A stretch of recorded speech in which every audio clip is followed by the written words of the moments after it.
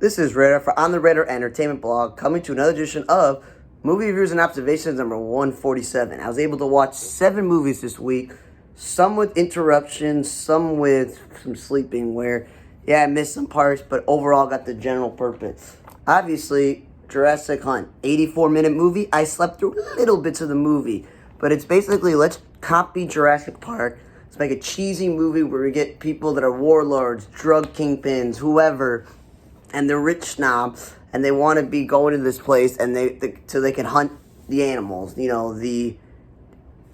Jurassic Park, dinosaurs. And of course, security and all the people that work for them, bad things happen, and everyone's stuck on their own. There's a girl there who they're like, she doesn't belong, and she's maybe there to sniff out, what they're really doing here, work for a newspaper or whatever agency. And it's basically, let's everyone try to survive these killer animals trying to kill them.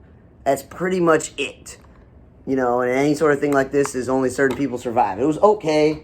Cheesy, not the best, not the worst movie. When it's a very short movie with some sort of action or science fiction element to it, it's a watchable movie. Then I watched Josie the Tiger and the Fish, where it's got like 2 discs set the library, so it has to be some sort of popular anime movie.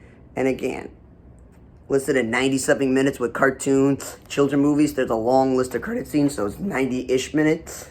And it was basically, man, I gotta have all these jobs in order to afford school and study abroad. And while I'm already in school, and he gets a job helping this girl in a wheelchair after a chance encounter with the wheelchair girl and the grandmother who's old. And as a lot of movies, let's make it depressing, where the grandmother dies at some point. Spoiler, whatever. It's like Up and all these other movies, there's some sort of sad tragedy. But basically, he gets hired to work there, and he hates it because the girl's a brat and they don't get along. But as time happens, the two of them fall for each other in a way they don't know, but she still calls him caretaker, which is pretty stupid. And they all got to do their own life, and he risks his own life literally for her and ruins his own life because he wants to be a diver and study with the fish in the sea and stuff. But then his best friend's in love with him, or this girl's in love with him that he's friends with, and he's got a male friend. And everything is all just like, okay, cliche that he wants to be with this girl in the end. And it was like, it was okay. It's not the best anime movie I watched, not the worst. I've seen a lot of better anime movies, and I've seen some worse ones. Then I watched the movie The White Elephant, where it's another Bruce Willis movie where if he's not a cop in his prime, he's like somewhere high up there, dirty cop, dirty detective, where the other people are doing all the hard work. This one, he's a drug kingpin where he's got this young guy who's out there, that works for him. Michael Rooker from, Guardians of the Galaxy is training him.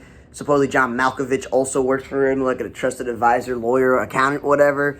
But then there's this cop, Olenna Kurylenko, where her partner is killed because they witnessed something. There's other dirty cops on there. And the only, badass scene is, when he's being shot at Bruce Willis, he picks up the gun and starts shooting people. But again, barely doing anything in the movie, letting the younger people, including Michael Rooker, who really steals the show. It's really about him. John Malkovich wasn't that bad of a person in this movie, because usually Michael Rooker, he's in good films. Malkovich has been some really bad movies in recent years, like Alan Nicolas Cage, same thing for Bruce Willis. But literally, the climactic scene where, in this 92-minute movie, at the hour and 20-minute mark, where it means there's less than 12 minutes with credits, so it could be 7, 8 minutes, whatever the case is, it's kept skipping and go, and you couldn't get past it, and you try to fast forward, you try to skip, you try to let the DVD correct itself. It doesn't. That's the issue sometimes with watching a disc on a computer or a PlayStation or DVD player. It doesn't always want to go to the next point. It couldn't skip during a very boring part, it had to skip during that part. And you type in, watch the movie for free online. And every illegal site doesn't work, and every site then tries to take you to buy it or rent it or sign up for Amazon or AMC Plus, and you're just like, yep. So thank you, Scully Public Library. I'm going to have to ask you to either clean this disc or get it from the library, because he really gypped me from knowing what the end of the movie is. Because it's really Bruce Willis versus Michael Rooker, and you want to see what happens.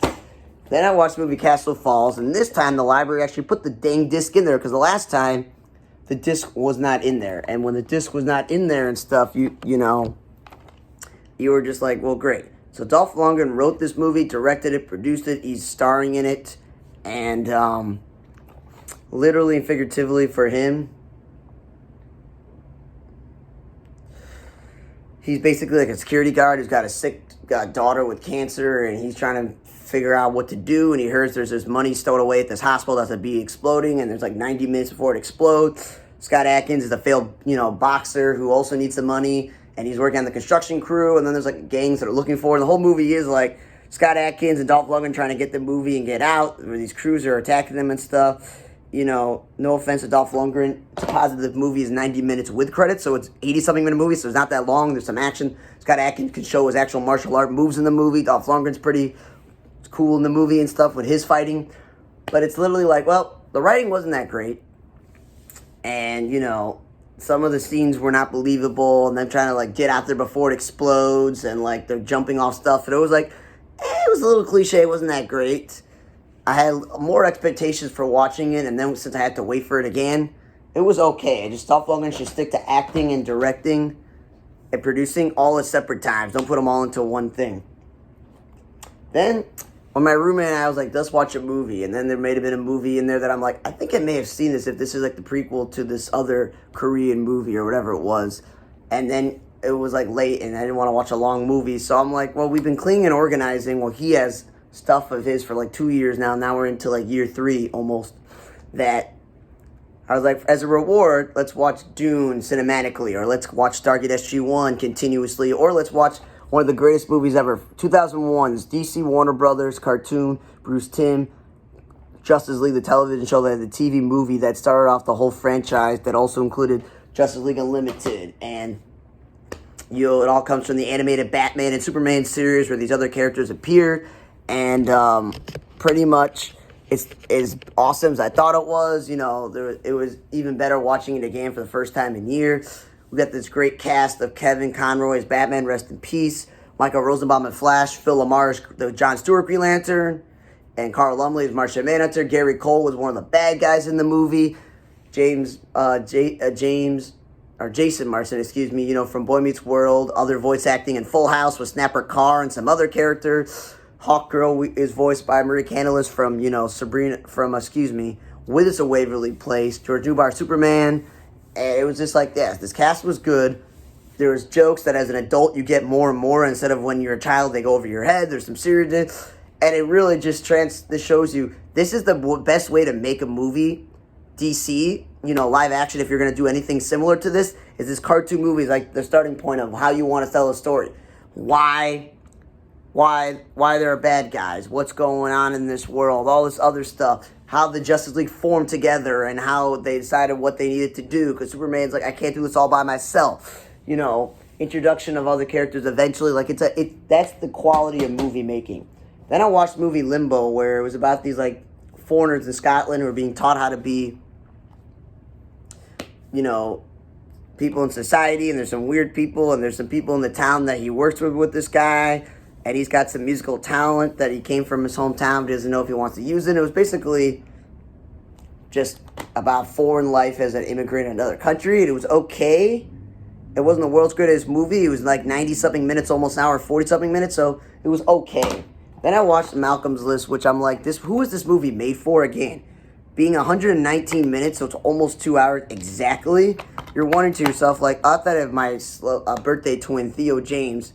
I really didn't know anyone else's movie, and it was like, it's confusing how you got this black woman who's in high society, and then there's like showed an Asian in high society, and I don't know, a Middle Eastern woman, but then you have literally like people that work for these rich people of the same races, and how is that like possible back then in these times in England and stuff, where this girl gets spurned, and she's like, I don't like that, I got embarrassed by this other rich black guy, which I can't tell from others, black, Asian, whatever the letter is, weird, so I'm going to get my old friend, who's low scum of the planet, and have her pretend to be this amazing woman that fits this dude's like list of who he wants to get in a marriage, and try to screw him around with him and be like, I got my own list, ha ha ha ha.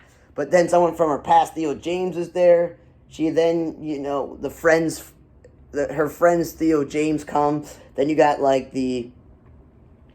her cousin who's helping her, who's white. So it's like all confusing. Like I really want to see what, no matter what race they are, these rich people feuding with each other over being embarrassed or not being embarrassed and all this other stuff. And it was just like, this wasn't a comedy. I definitely wasn't laughing, and it was not that great in terms of being written or put together. It's not a great movie. Like, Limbo was average enough, and Castle Falls was average enough, and Jurassic Hunt and Josie the Tiger and the Fish were all average to nut, and then I can't really finish The White Elephant. But as always, one of the best movies of all time, Justice League, the cartoon television movie that started off the whole franchise. What's the best movie I watched this week? And literally everything else was either junk like the Malcolm's List, watchable like Limbo, Castle Falls, Jurassic Park, or Josie the Tiger and the Fish, and The White Elephant. So just like one bad movie, one great movie, and literally 5 average movies. Thanks for listening to another show, Movie Reviews and Observations, number 147. For On the Radar Entertainment Blog, I'm Radar. See you guys next time.